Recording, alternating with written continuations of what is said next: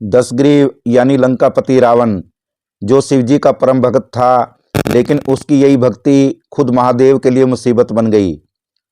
रावण को उसकी शक्तियों से प्रभावित होकर खुद भगवान शंकर ने उन्हें दशग्रीव से रावण नाम दिया।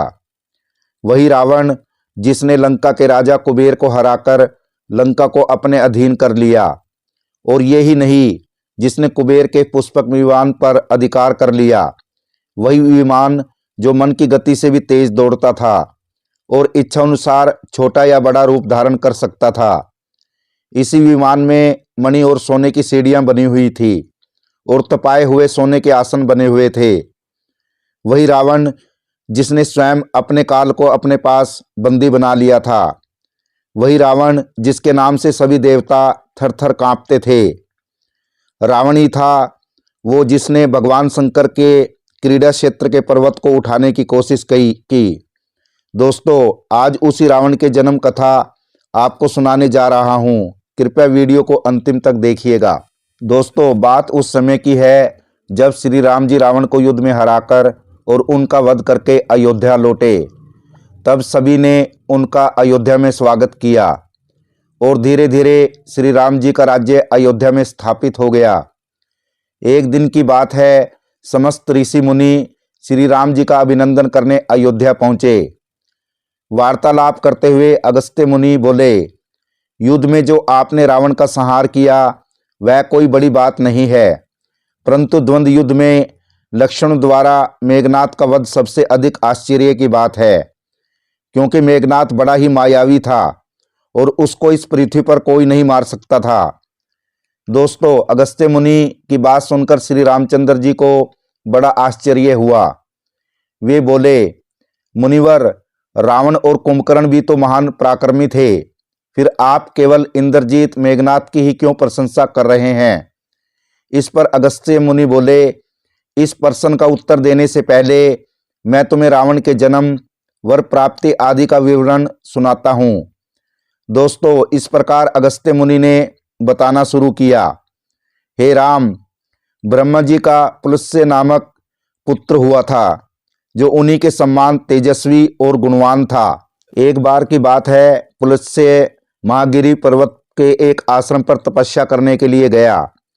महागिरी पर्वत बहुत ही सुंदर स्थान था, इसलिए ऋषियों, नागों और राज ऋषियों की कन्याएं वहां खेलने के लिए आती थीं, जिसके कारण पुलस्त्य ऋषि की तपस्या में भंग पड़ता था। ब्रह्मा जी के पुलस्त्य पुत्र ने उन कन्याओं को बहुत समझाने की कोशिश की, परंतु वो सब ना मानी। तो उसने शाप दे दिया कि कल से जो कन्या यहाँ मुझे दिखाई देगी वह गर्भवती हो जाएगी। इस प्रकार सभी कन्याओं ने वहां आना बंद कर दिया, परंतु राजऋषि तृणबिंदु की कन्या शाप की बात से अनभिज्ञ होने के कारण उस आश्रम में आ गई और ब्रह्मा जी के पुत्र पुलस्त्य की दृष्टि पड़ते ही वह गर्भवती हो गई। जब राजऋषि तृणबिंदु को इस बात का पता चला तो उन्होंने अपनी बेटी की शादी ब्रह्मापुत्र पुलस्त्य से करवा दी। इस प्रकार ब्रह्मापुत्र पुलस्त्य और राजऋषि तृणबिंदु की पुत्री से महर्षि विश्रवा का जन्म हुआ। महामुनि भारद्वाज ने अपनी कन्या का विवाह विश्रवा से कर दिया और उनके वैश्रवण नामक पुत्र हुआ। वैश्रवण ने भारी तपस्या से ब्रह्मा जी को प्रसन्न किया और इंद्र तथा कुबेर के लोकपाल का पद पाया। फिर वैश्रवण ने त्रिकूट पर्वत पर बसी लंका को अपना निवास स्थान बनाया और राक्षसों पर राज्य करने लगा। इस प्रकार लंका अभी भी कुबेर के अधीन थी। दोस्तों, श्री राम जी ने आश्चर्य से पूछा, तो क्या कुबेर और रावण से भी पहले लंका में मांसभक्षी राक्षस रहते थे? फिर उनका पूर्वज कौन था? कृपया बताइए मुनिवर। तब अगस्त्य ऋषि ने बताया, हे राम, पूर्व काल में ब्रह्मा जी ने समुद्र के जल की रक्षा के लिए बहुत से जीव जंतु बनाए। कुछ जीवों ने कहा कि हम समुद्र के जल की रक्षा करेंगे और कुछ जीवों ने कहा कि हम समुद्र के जल की पूजा करेंगे। तब ब्रह्मा जी ने इन जीवों को दो जातियों में बांट दिया और कहा, जो जीव समुद्र के जल की रक्षा करेंगे वो राक्षस कहलाएंगे और जो जीव समुद्र की पूजा करेंगे वो यक्ष कहलाएंगे। राक्षसों में हेती और प्रहेती दो भाई थे। प्रहेती तपस्या करने चला गया और हेती ने भया के साथ विवाह किया और उनका विद्युतकेश नामक पुत्र हुआ।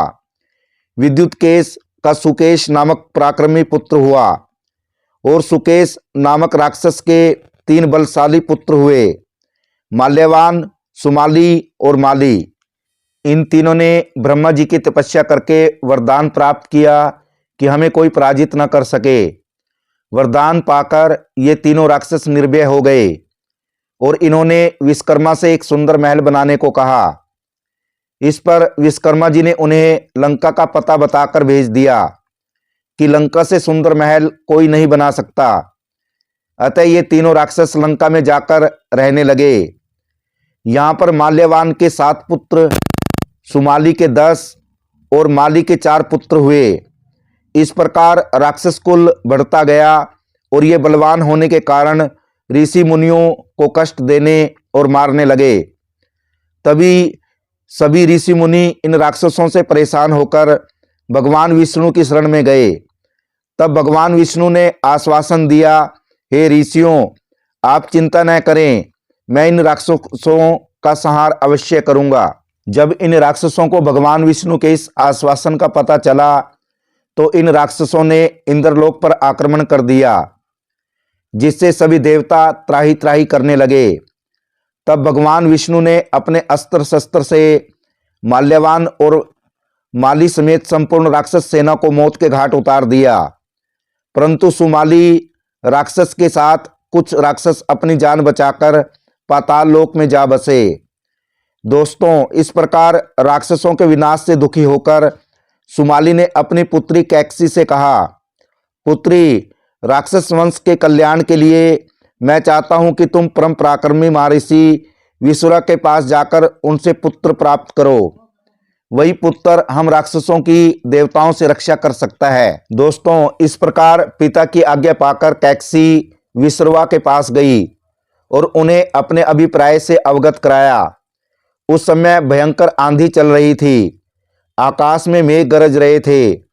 कैकसी का अभिप्राय जानकर विसुरवा ने कहा कि कैकसी, तुम इस कुबेला में आई हो, मैं तुम्हारी इच्छा तो पूरी कर दूंगा, परंतु इससे तुम्हारी संतान दुष्ट स्वभाव वाली और कुरुक्रमा होगी। मुनि की बात सुनकर कैकसी उनके चरणों में गिर पड़ी और बोली कि भगवान, आप ब्रह्मवादी महात्मा हैं, आपसे मैं ऐसे दुराचारी संतान पाने की आशा नहीं करती, अतः आप मुझ पर कृपा करें। कैकसी के वचन सुनकर मुनि विसुरवा ने कहा कि अच्छा, तो तुम्हारा सबसे छोटा पुत्र सदाचारी और धर्मात्मा होगा।